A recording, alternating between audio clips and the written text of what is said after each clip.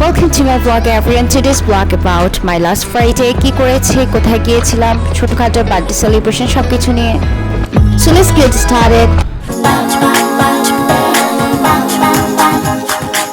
So this was about last Friday. আমি আর আমার husband ready হয়ে বের হয়েছি এবং উৎসবে এসেছিলাম।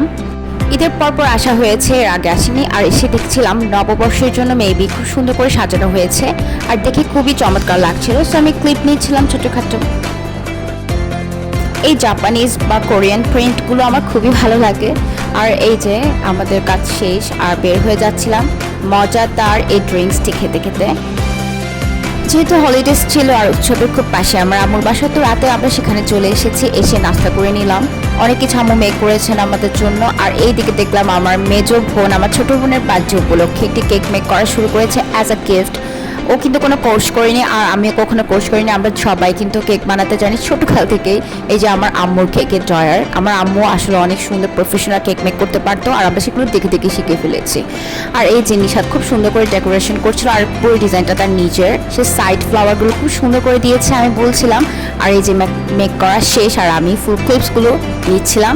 সবাই অবশ্যই জানাবে কমেন্টে কেমন হয়েছে। আর এই যে ফারাকে আমি বেশ করেছিলাম। আর এইদিকে রাতের বেলা আম্মু রান্নাবান্না শুরু করেছে। আমার আম্মু রান্নাবান্না দেখতে খুবই ভালো লাগে আর আমি সবসময় ট্রাই করি ক্লিপস নেওয়ার।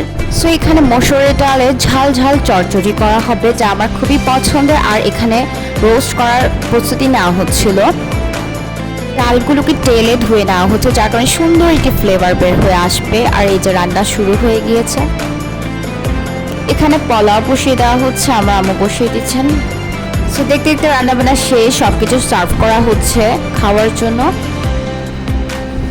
মাঝখান দিয়ে আমি দেখছিলাম গিয়ে পোলাওটা।